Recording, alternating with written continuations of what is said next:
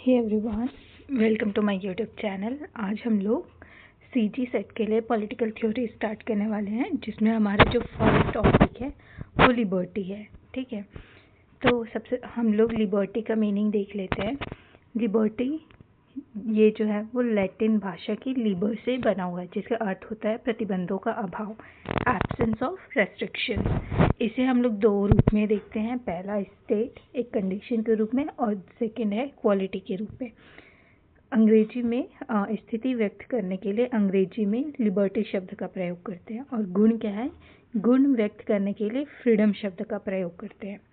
यहाँ पे एग्जाम्पल आप देख सकते हो कि बिना किसी अनुचित सरकारी रोक टोक अपने विचार व्यक्त करना, व्यवसाय चुनना स्वतंत्रता का प्रत्यक्ष उदाहरण है।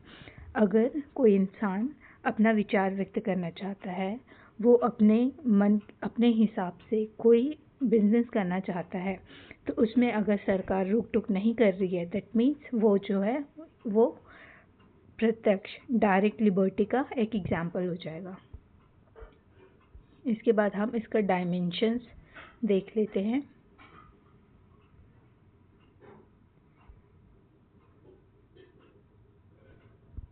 तो डायमेंशन में सबसे पहला डायमेंशन है वो सिविल लिबर्टी है, नागरिक स्वतंत्रता। व्यक्ति को राज्य में मिलने वाले अधिकार, व्यक्ति को राज्य में जो इस राज्य में मिलने वाले अधिकार है उसको नागरिक स्वतंत्रता बोलते हैं, जैसे दैहिक स्वतंत्रता, बौद्धिक स्वतंत्रता और व्यवहारिक स्वतंत्रता। हमारे इंडियन कॉन्स्टिट्यूशन में हमें हर सिटीजन को एक नागरिक स्वतंत्रता दी गई है, जैसे फंडामेंटल राइट्स, मौलिक अधिकार के रूप में। ये क्या है, सिविल लिबर्टी में आ जाएगा। इसके बाद राजनीतिक स्वतंत्रता, पॉलिटिकल लिबर्टी। इसमें आपको मतदान करने का, चुनाव लड़ने का और सार्वजनिक पद पाने का स्वतंत्रता होती है। ब्लैकस्टन क्या बोलते हैं कि शासन पर अंकुश रखने की शक्ति। इससे क्या होता है, शासन जो है, जो गवर्नमेंट है, वो बहुत ज़्यादा तानाशाही ना बन पाए, इसलिए इसका जो कंट्रोल है वो किसके ऊपर हो, किसी व्यक्ति विशेष पे ना हो कि पूरे जनता, पूरे सिटीजन के ऊपर होता है, ताकि ये शासन जो है वो अति शासन में कन्वर्ट ना हो जाए, मतलब तानाशाही ना बन पाए। इसके बाद हम देखेंगे आर्थिक स्वतंत्रता। इसमें क्या है कि एक न्यूनतम रोजगार होना चाहिए, जीविका के साधन, अभाव से मुक्ति, मतलब बेगारी से सुरक्षा आपको चाहिए। आर्थिक स्वतंत्रता का मतलब होता है कि व्यक्ति को जो है एक न्यूनतम आय की जीविका के साधन मिल सके, वो गरीबी से सुरक्षा उसको मिलना चाहिए, मतलब एक बेसिक नीड्स जो बोलते हैं रोटी कपड़ा मकान, ये एटलीस्ट उन्हें मिलना चाहिए, तभी वो उसको आर्थिक स्वतंत्रता मिलेगी। इसके बाद फोर्थ डायमेंशन है राष्ट्रीय स्वतंत्रता। ये क्या है, विदेशी नियंत्रण से मुक्ति, मतलब हमारा जो देश है वो संप्रभु है, हमारे ऊपर किसी दूसरे देश कंट्रोल नहीं कर सकते, वो हमें गाइड नहीं कर सकते, मतलब हम अपने आप में संप्रभु है, हमारा अपना खुद का डिसीजन होगा इस देश को चलाने में। ठीक है, इसके बाद हम देखेंगे, इसके बाद हम लोग डेफिनेशंस देखेंगे जो इम्पोर्टेंट है, और मैं वही डेफिनेशन लेके आई हूँ जो एक्चुअली में पूछा गया है PYQ क्वेश्चंस में, और बहुत ज़्यादा इम्पॉर्टेंट है, ये रिपीटेड क्वेश्चन है।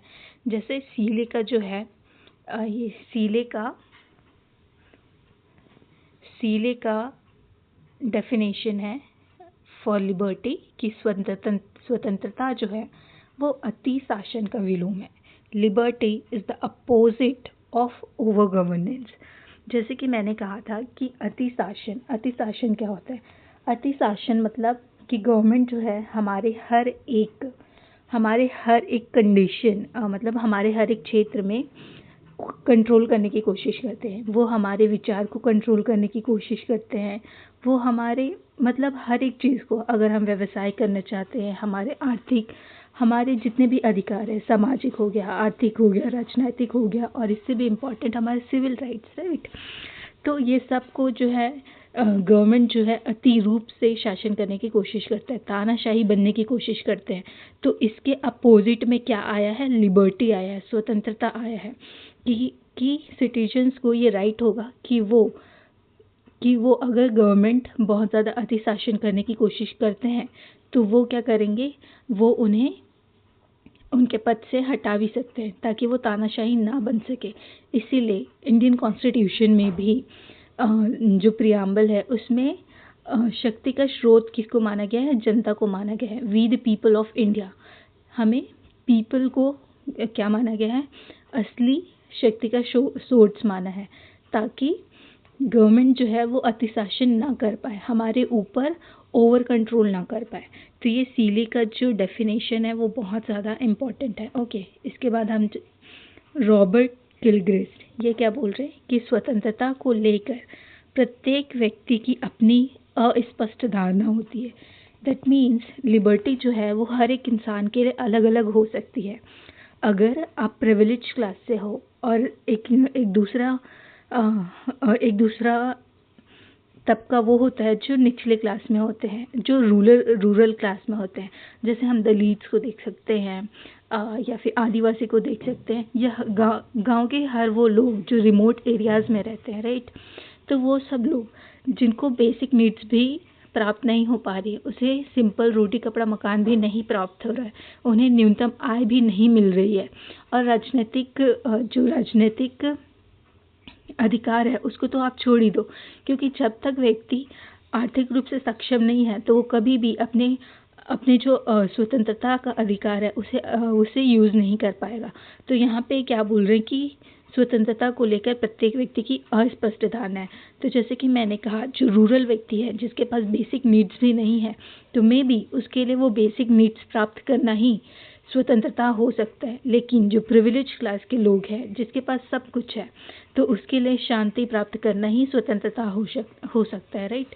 तो यहाँ पे सबकी अस्पष्ट धारणा है, इसके ऊपर फोकस किया गया है कि ये एक सब्जेक्टिव क्वेश्चन है। सबके लिए स्वतंत्रता समान नहीं हो सकता, व्यक्ति विशेष के लिए वो अलग हो सकता है, ठीक है।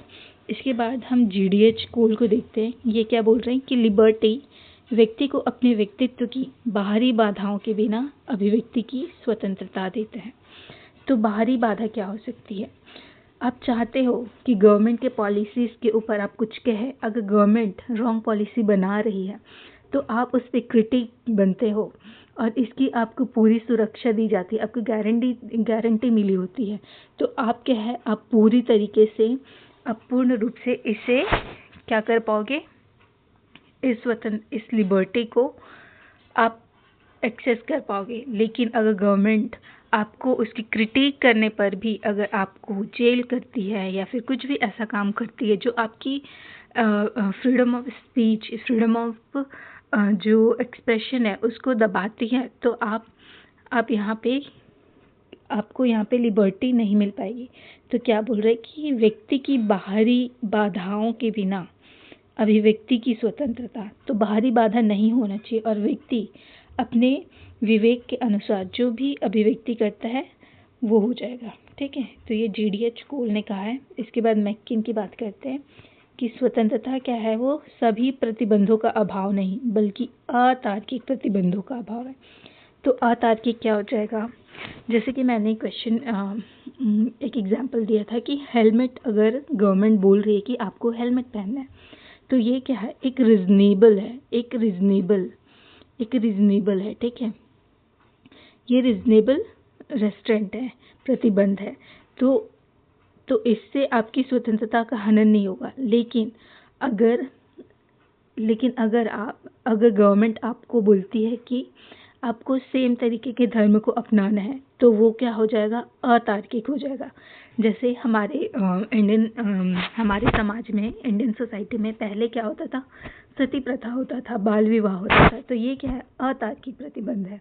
तो उसी का प्रतिबंध होना चाहिए जो अतार्किक है, ठीक है। तो स्वतंत्रता क्या है, सभी प्रतिबंधों का अभाव नहीं बल्कि अतार्किक है। और इंडियन कॉन्स्टिट्यूशन में भी कि हमें जो फंडामेंटल राइट्स है उसमें भी तार्किक प्रतिबंध लगा है। तो तार्किक प्रतिबंध में क्या आ जाता है कि राष्ट्र की सुरक्षा हो, राष्ट्र की सुरक्षा एक तार्किक प्रतिबंध हो सकता है। ठीक है, इसके बाद हम लोग देखेंगे इमैनुअल कांट। ये क्या बोल रहे हैं कि विवेकशील प्रकृति अपने आप में साध्य है। ये बोल रहे हैं कि व्यक्ति जो है अपने आप में साध्य है, और गवर्नमेंट को क्या करना चाहिए कि गवर्नमेंट जो है इसकी विकास में सहायक बनना चाहिए, ना कि इनके ऊपर बाधाएं थोपना चाहिए। एक व्यक्ति को आप मशीन की तरह ट्रीट नहीं कर सकते कि एक इंसान जो प्रिविलेज क्लास है वो नीचे तबके के इंसान को अपने कार्य के लिए यूज़ नहीं कर सकता, क्योंकि दोनों इंसान विवेकशील है। तो हर एक इंसान जो है वो अपने आप में साध्य है। हर एक लोग जो है वो इम्पोर्टेंट है। तो मनुष्य विवेकशील है, अतः उसे स्वतंत्रता अवश्य मिलनी चाहिए। मनुष्य क्या है? विवेकशील है, इसलिए उसे स्वतंत्रता अवश्य मिलनी चाहिए ताकि वो अपनी विकास कर पाए। ठीक है, अपनी विकास कर पाए। इसके बाद हम लोग देख लेते हैं कि यहाँ पे देखेंगे नेगेटिव क्लासिफिकेशन देख रहे हैं लिबर्टी का। तो एक है नकारात्मक और दूसरा है सकारात्मक। तो ये जो डिफरेंस है, तो नकारात्मक में क्या बोल रहे हैं कि प्रतिबंधों का पूर्ण अभाव होना चाहिए। तो पूर्ण अभाव में क्या क्या आ जाएगा? तार्किक भी आ जाएगा, अतार्किक भी आ जाएगा। यहाँ पे राज्य को क्या बोल रहे हैं? पुलिस राज्य बोल रहे हैं, न्यूनतम राज्य बोल रहे हैं। इसके समर्थक जो है बहुत ज़्यादा इम्पॉर्टेंट है, आपको अच्छे से रट्टा मार लेना है। ठीक है, John Locke, JS. Mill, Adam Smith, Berlin, Hayek, Friedman, Hobbes और नॉजिक। ये जो है नेगेटिव लिबर्टी के थिंकर है, समर्थक है। इसको आपको अच्छे से करना है। इसके बाद हम देख लेते हैं कि सकारात्मक स्वतंत्रता। सकारात्मक स्वतंत्रता का अर्थ होता है कि यहाँ पे तार्किक प्रतिबंध होना चाहिए। प्रतिबंधों का पूर्ण अभाव नहीं, बल्कि प्रतिबंधों का अतार्किक अभाव होना चाहिए। ठीक है, और व्यक्तित्व विकास हेतु अवसरों की उपस्थिति कराना, राज्य को कल्याणकारी संस्था माना। और समर्थक कौन कौन से हैं? Rousseau, Kant, Hegel, TH. Green, Bosanquet, Laski, Macpherson and Barker. तो अगर मैं अच्छे से समझाना चाहूँ आपको कि नेगेटिव लिबर्टी क्या है। नेगेटिव लिबर्टी जो है, इसमें क्या बोल रहे हैं कि हमारी जो गवर्नमेंट है, हमारी जो स्टेट है, उसका जो दायित्व है वो केवल 2 ही प्रकार का दायित्व है। पहला कि आंतरिक व्यवस्था बनाए रखना, और दूसरा बाह्य जो भी बाह्य सुरक्षा है उसको बनाए रखना। उसको जो है व्यक्ति के ऊपर, मतलब व्यक्ति के अधिकार के ऊपर हस्तक्षेप नहीं करना है उसको। ठीक है, उसको हस्तक्षेप नहीं करना है। अगर वो हस्तक्षेप करता है तो वो किस में आ जाएगा? सकारात्मक स्वतंत्रता में आ जाएगा। लेकिन ये भी क्या होना चाहिए? तार्किक होना चाहिए। ठीक है, इसमें क्या करती है? सकारात्मक स्वतंत्रता में क्या करती है कि राज्य को जो है वो कल्याणकारी संस्था माने। इसमें राज्य जो है, जो नीचे तबके के लोग हैं, जिनको बेसिक नीड्स नहीं मिल पा रही है, उनको जो मूलभूत आवश्यकता है वो भी नहीं मिल पा रही, तो गवर्नमेंट उसे प्रोवाइड करवाएगी, उसको हेल्प करेगी एक स्तर तक जहाँ पे वो अपने आप को सक्षम समझ पाए। ठीक है, तो यहाँ पे गवर्नमेंट जो है वो लोगों के विकास में सहायक बनती है, और यहाँ पे लोगों को फ्री छोड़ दिया जाता है कि वो अपने जो व्यक्ति विशेष के जो विवेक है उसके ऊपर वो छोड़ दिया जाता है। गवर्नमेंट यहाँ पे हस्तक्षेप नहीं करती। जैसे यहाँ पे नेगेटिव लिबर्टी, राज्य का हस्तक्षेप ना होना, और पॉजिटिव लिबर्टी क्या है? राज्य द्वारा विकास के अवसर देना। यहाँ पे हस्तक्षेप नहीं किया जाएगा, और यहाँ पे विकास के अवसर देते हैं ताकि लोग एक स्तर तक पहुँच सके जहाँ उन्हें बेसिक नीड्स प्राप्त हो सके। ठीक है, इसके बाद हम लोग देखेंगे प्रमुख विचारक एवं उनके सिद्धांत। यहाँ पे देखेंगे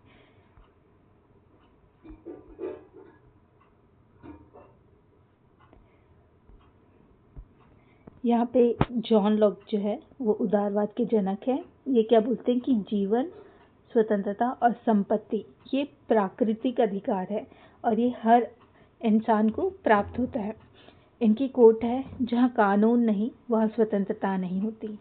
ये बोलते हैं कि जीवन, स्वतंत्रता, संपत्ति को प्राकृतिक अधिकार है। ये प्राकृतिक अधिकार है, तो इस अधिकार की सुरक्षा के लिए ये एक स्टेट को लेके आते हैं जो कानून निर्माण करती है और ये जो प्राकृतिक अधिकार है उसकी सुरक्षा के लिए उसे लेके आती है। ठीक है, तो जहाँ कानून नहीं है वहाँ स्वतंत्रता नहीं होता। ये इनका फेमस कोट है, आपको याद रखना है, PYQ भी है। ठीक है, where there is no law there is no freedom.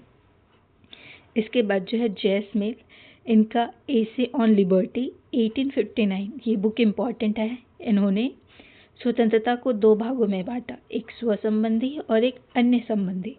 तो स्व संबंधी में क्या आ जाएगा, अगर कोई स्टूडेंट जैसे आप हो, आप आराम से घर पे पढ़ रहे हो, इससे किसी को नुकसान हो रहा है क्या?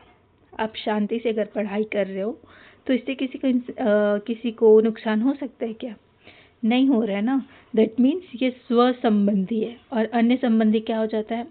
अन्य संबंधी, अगर आप कुछ ऐसा काम कर रहे हो जिससे दूसरे को परेशानी हो सकती है, जैसे अगर हम लोग फुल साउंड में मतलब फुल साउंड में अगर डीजे बजा रहे हैं या कुछ भी ऐसा कर रहे हैं, सेलिब्रेशन कर रहे हैं, आप सेलिब्रेट कर रहे हो, लेकिन आपको ये ध्यान में रखना होगा कि किसी दूसरे को नुकसान ना हो, तो ये क्या हो जाएगा? अन्य संबंधी, अदर रिगार्डिंग कार्य। इसमें विचार व अभिव्यक्ति की पूर्ण स्वतंत्रता के प्रबल समर्थक है। ये विचार और अभिव्यक्ति की पूर्ण स्वतंत्रता के समर्थक है। ये क्या जेस मिल जो है, ये प्रत्येक प्रकार का जो प्रतिबंध है वो बुरा माना, व्यक्ति अपने शरीर और मन का स्वामी है। ये कोट जो है इम्पॉर्टेंट है, प्रत्येक प्रकार का प्रतिबंध बुरा है। ठीक है, इसके बाद हम लोग देखते हैं मैकफर्सन।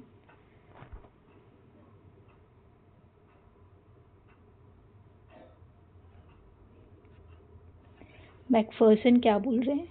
ये जो है बर्लिन की जो नकारात्मक स्वतंत्रता की आलोचना करते हैं। स्वतंत्रता को क्या माना? सृजनात्मक शक्ति, क्रिएटिव फ्रीडम माना कि इन्होंने, CB मैकफर्सन ने। तो यहाँ पे ये जो क्रिएटिव फ्रीडम कॉन्सेप्ट है ये आया हुआ है, PYQ क्वेश्चन है, किसका है? CB मैकफर्सन का। यहाँ पे 3 क्वेश्चन बनेगा कि CB मैकफर्सन जो है वो किसकी आलोचना किए थे। तो किसकी आलोचना किए थे? बर्लिन के जो नकारात्मक सिद्धांत है उसका आलोचना किए थे। सेकेंड क्वेश्चन बनेगा कि मैकफर्सन जो है इसकी लिबर्टी का कॉन्सेप्ट कौन सा है? तो यहाँ पे ये सृजनात्मक जो क्रिएटिव फ्रीडम है ये इसका कॉन्सेप्ट है। इसके बाद क्या क्वेश्चन बनेगा? डेमोक्रेटिक थ्योरी एसे इन रिट्रीवल। तो ये जो बुक है ये भी इसको आपको याद रखना है। ठीक है, इसके बाद लास्की क्या बोल रहे हैं? हेरोल्ड जोसेफ लास्की, इसकी जो बुक है अ ग्रामर ऑफ पॉलिटिक्स 1925, ये PYQ क्वेश्चन है, आपको अच्छे से याद करके रखना है। मैं कहूँगी कि आपको हर एक थिंकर है उसके बुक को अलग से लिख के रखना, बिकॉज बुक्स जो है वो मैच द फॉलोइंग में आता है। ठीक है, मतलब मैच द फॉलोइंग टाइप दे दिया रहेगा जिसमें ABCD करके दिया जाता है, इसमें आता है। ठीक है, तो ये अच्छे से याद रखना। इसमें क्या बोल रहे हैं कि बिना अधिकारों के स्वतंत्रता नहीं हो सकती। राज्य का दायित्व है कि वह स्वतंत्रता हेतु उचित अवसर उपलब्ध कराए। चार्ल्स टेलर, ये कौन है? समुदायवादी है, कम्युनिटेरियन है। ये क्या बर्लिन की नकारात्मक दृष्टिकोण की समीक्षा हेतु what's wrong with negative liberty लिखा है। और इन्होंने जो सकारात्मक स्वतंत्रता को एक्सरसाइज कॉन्सेप्ट कहा और नकारात्मक स्वतंत्रता को अपॉर्चुनिटी कॉन्सेप्ट कहा। तो देखो, चार्ल्स टेलर क्या है? समुदायवादी है, कम्युनिटेरियन है, और इन्होंने बर्लिन के जो नकारात्मक दृष्टिकोण है उसकी समीक्षा की और बुक लिखा कि what's wrong with negative liberty. इन्होंने सकारात्मक स्वतंत्रता जो है उसे कहा कि एक्सरसाइज कॉन्सेप्ट है और नकारात्मक स्वतंत्रता को क्या कहा? अपॉर्चुनिटीज कॉन्सेप्ट है। इसके बाद हम लोग देखेंगे, ये भी PYQ क्वेश्चन है, आपको अच्छे से याद करना है। ठीक है, इसके बाद हम देखेंगे जेरोल्ड C मैकलेम, ये क्या बोल रहे हैं कि स्वतंत्रता को त्रिपक्षीय संबंध होता है। कर्ता एजेंट, बाधकता कंस्ट्रेंट, और तीसरा है लक्ष्य गोल। इसके रूप में देखते हैं, ठीक है।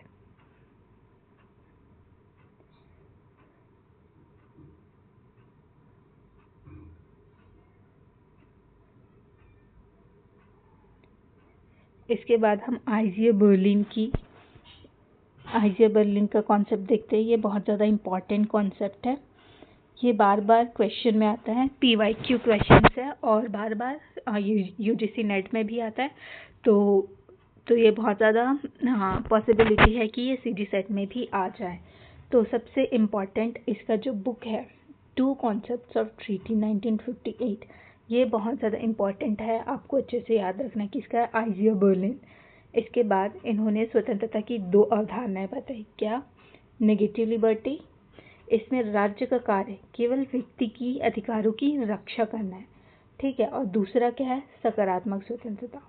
इसमें बर्लिन ने सत्तावादी टोटलिटेरियनिज्म या पितृसत्तात्मक व्यवस्था को बढ़ावा देने वाला माना। मतलब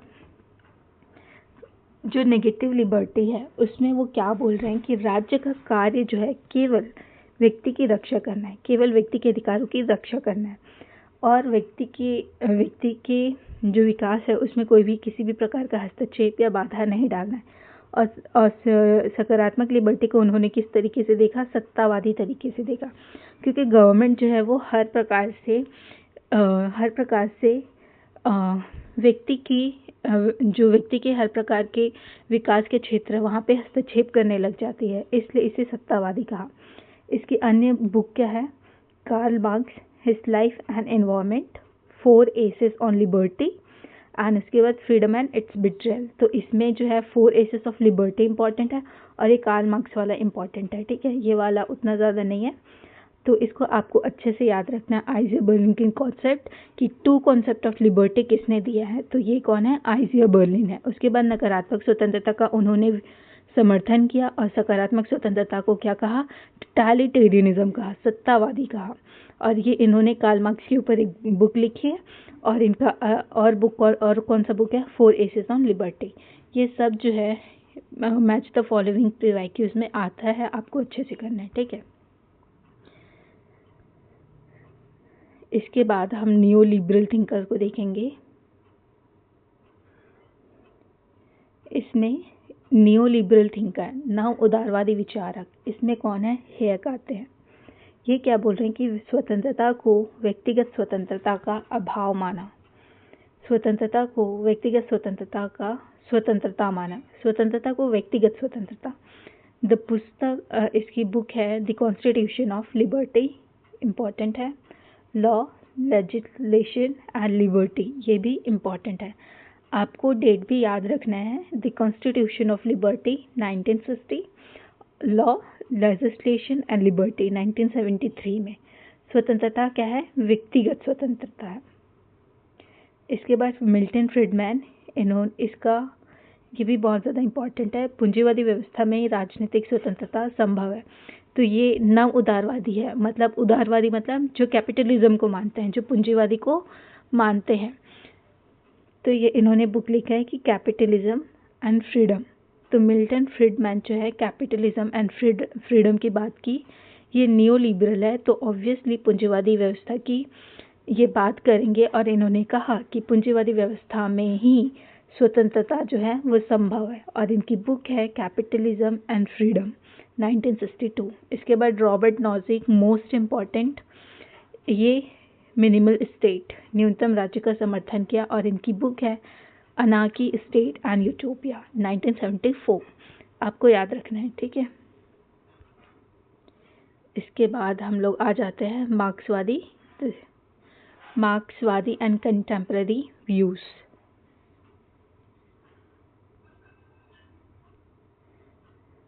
तो यहाँ पे कार्ल मार्क्स और ईगल्स ये क्या बोल रहे हैं कि स्वतंत्रता का अर्थ विवशताओं का अंत है। तो ये आपको याद रखना है, विवशताओं का अंत, एंड ऑफ नेसेसिटी। कौन बोला? तो कौन बोला है? कार्ल मार्क्स और ईगल्स ने बोला है। पूंजीवाद में स्वतंत्रता केवल बुजुर्गा वर्ग के लिए छलावा है। तो जो नीचे तबके के लोग हैं, जो जिनका संसाधनों पे अधिकार नहीं है, वो केवल अपना परिश्रम कर रहे हैं, तो उनके लिए ये एक विवश है वो, कि वो अपने मन के हिसाब से कुछ काम नहीं कर पा रहे। वो पूंजीवादी जो ऊपर मतलब जो बुजुर्ग वर्ग है, वो सर्वहारा वर्ग को विवश कर रहे हैं कि वो उनके लिए काम करे, तो उन्हें किसी भी प्रकार की स्वतंत्रता नहीं मिल रही है, राइट। तो ये बोल रहे हैं कि विवशताओं का अंत हो, वो अपने हिसाब से चॉइस कर सके सभी क्षेत्र में, स्पेशली आर्थिक क्षेत्र में। तो मार्क्स ने कहा क्या, विवशताओं का अंत, एंड ऑफ नेसेसिटी, ये इम्पॉर्टेंट है। इसके बाद हर्बर्ट मार्क्यूस, ये क्या बोल रहे हैं कि वन डायमेंशनल मैन, पूंजीवादी उपभोक्तावाद में मनुष्य अपनी वास्तविक स्वतंत्रता को खो चुका होता है। तो ये भी सही बात होता है, क्योंकि व्यक्ति जो है बहुत ज़्यादा कंज्यूमर बेस्ड हो जाता है, उपभोक्तावादी हो जाते हैं, तो मनुष्य जो है उसकी वास्तविक स्वतंत्रता जो होती है वो खो चुकी होती है, वो बहुत ज़्यादा मटेरियल उसमें आ जाता है। इसके बाद यूगेन हैबरमास, लेजिटिमेशन क्राइसिस। तो ये जो लेजिटिमेशन क्राइसिस है ये भी इम्पॉर्टेंट है, 1975 में लिया गया है, ठीक है। इसके बाद अमर्त्य सेन की बात आती है। इन्होंने क्या कहा, डेवलपमेंटल लिबर्टी कैपेबिलिटी अप्रोच, इनकी बुक है डेवलपमेंट एज फ्रीडम 1999, ठीक है। ये भी इम्पॉर्टेंट है, आपको ये याद रखना है। विवशताओं का अंत, एंड ऑफ नेसेसिटी किसने कहा, वन डायमेंशनल बुक, ये भी इम्पॉर्टेंट है। तो मैं सिर्फ ये जो नोट्स है ना वो PYQ के बेस्ड पे बना हुआ है, तो आपको अच्छे से याद करना है, बिकॉज ये बहुत ज़्यादा रिपीटेड क्वेश्चंस है, आपको ध्यान में रखना है, ठीक है। इसके बाद हम लोग कुछ जो इम्पोर्टेंट बुक्स देख लेते हैं, इम्पोर्टेंट बुक्स, ठीक है। तो यहाँ पे क्या बोल रहे हैं, अब पहली चीज़ है J.S. मिल, पहले थिंकर है J.S. मिल ऑन लिबर्टी, 1859 में इन्होंने लिखा था, इम्पॉर्टेंट बुक है। हेरोल्ड लास्की की a grammar of politics 1925, important book है। आयशा बर्लिन मोस्ट इम्पॉर्टेंट है। टू कॉन्सेप्ट ऑफ लिबर्टी 1958 में दिया था। हेक का द कॉन्स्टिट्यूशन ऑफ लिबर्टी 1960 में। Milton Friedman capitalism and freedom. C.B. Macpherson democratic theory essays in retrieval. Amartya Sen की book है development as freedom 1999। Nelson Mandela का long walk to freedom 1995। Aung सान सू की ये फ्रीडम फ्रॉम फियर। तो ये सभी क्वेश्चन जो है आया हुआ है, PYQ क्वेश्चन है, आपको अच्छे से याद रखना है, ठीक है। Specially J.S. मिल का, हेरोल्ड लास्की का, आयशा बर्लिन, हेक, फ्रीडमैन, अमर्त्य सेन, ठीक है। नेल्सन मंडेला का भी आप याद कर सकते हो, लेकिन उतना इम्पोर्टेंट नहीं है। आंग सान सू की का फ्रीडम फ्रॉम फियर, ये इम्पॉर्टेंट है, आपको याद रखना है, ठीक है। इसके बाद कुछ स्टेटमेंट जो बार बार PYQ में पूछा गया है। तो रूसो का क्या है कि मनुष्य स्वतंत्र पैदा होता है लेकिन सर्वत्र जंजीरों में जकड़ा हुआ होता है। ये इम्पॉर्टेंट है और बहुत ज़्यादा फेमस स्टेटमेंट भी है कि मनुष्य क्या है, ये स्वतंत्र पैदा होता है लेकिन सर्वत्र जंजीरों में जकड़ा हुआ है। Man is born free but everywhere he is in chains. क्या आप इस बात से सहमत हैं? सही बोल रहे हैं, ठीक है। इसके बाद F.D. रूजवेल्ट, ये कौन है, अमेरिकी राष्ट्रपति है। इनके अटलांटिक चार्टर 4 प्रकार की स्वतंत्रता बताई है। अभिव्यक्ति, उपासना, भय से मुक्ति, अभाव से मुक्ति। इम्पॉर्टेंट है, UGC नेट में आया है, तो ये CG सेट में भी आ सकता है, ठीक है। अभिव्यक्ति, उपासना, भय से मुक्ति, अभाव से मुक्ति। तो याद करो, अभिव्यक्ति, उपासना, भय से मुक्ति, अभाव से मुक्ति, ठीक है।